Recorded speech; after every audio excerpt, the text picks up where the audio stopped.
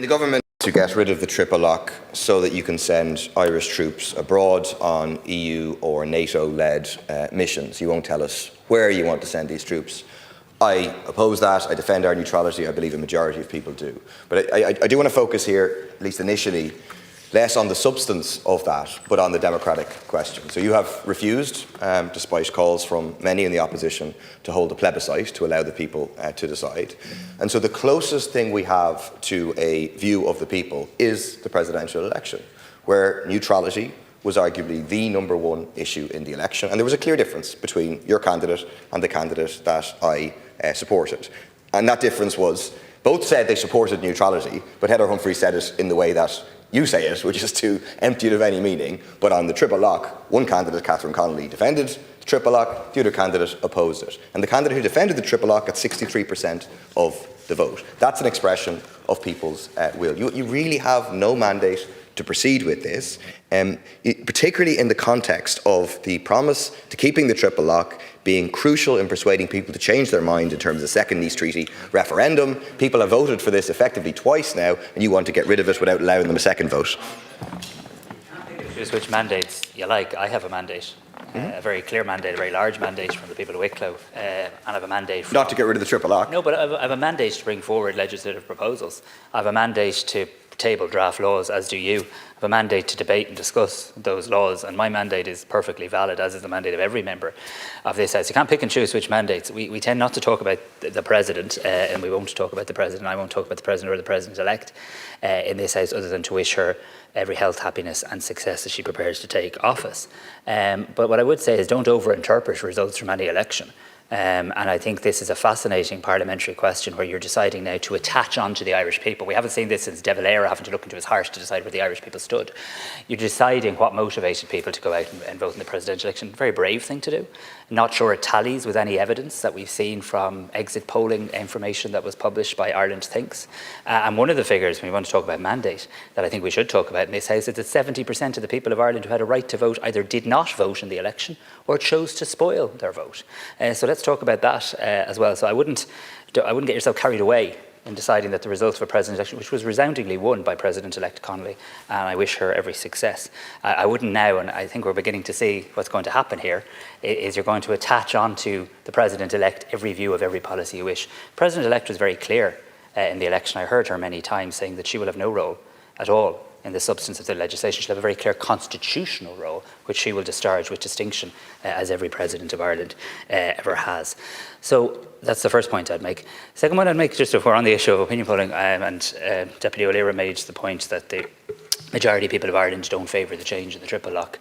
I don't have the data in front of me, but I do remember seeing the Irish Times poll that was out only a number of weeks ago that showed opposition to changing the triple lock down and support for changing the triple lock up.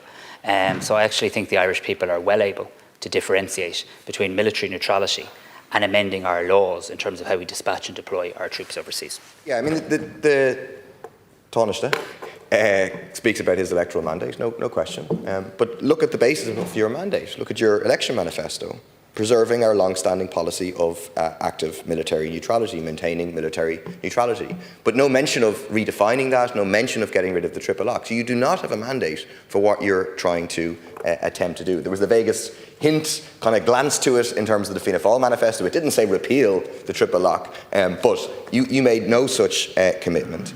And it's precisely the point. Yes, we're not claiming that the presidential election is a referendum on neutrality, pure and simple. But we want a referendum on neutrality. We want a referendum on the triple lock. We want the people to be able to decide. And why are you so scared of allowing the people to have their view and their say on this? One point of substance I'd like you to ask is, you repeatedly speak about, and the heads speak about, the principles of the UN Charter. That is deliberate, isn't it? You won't say commitment to abiding by the UN Charter or the articles of the UN Charter. You are purely referring to the vague, broad principles of Article 2, which therefore don't bind you to stick to international law. So that's the space in which I'm willing to and wanting to engage, because I fully accept it quite clearly we don't agree on the issue of changing the role of the triple lock. And I think your position is to leave things as they are. And again, I don't say that flippantly. I think that is your position. My position is we're going to change it. I'm very happy to have a conversation about the substance of the legislation in terms of how we build in a degree of external oversight in terms of commitments that the legislation gives in relation to the UN Charter. Very happy to do that, and very happy to also tease through the detail you relate to there in terms of the specificity of the UN Charter and how the legislation can look at that. I don't believe we run back to the Irish people with a referendum on every piece of legislation, and I believe this is not an attempt to change Ireland's position on military neutrality. This is an issue to change how we dispatch peacekeeping troops overseas. And I think it's a kind of shirking our own responsibilities as legislators who are sent here to get on with the business of debating, teasing through laws, who are trusted by our constituents to do that in a considerable... Past referendums. Say it again?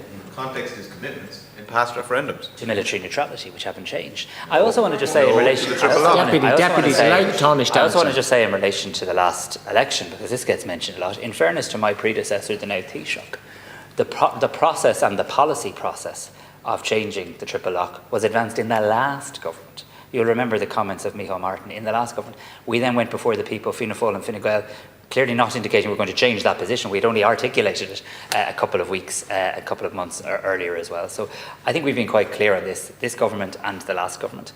I think a majority of Irish people will come with us in relation to this issue.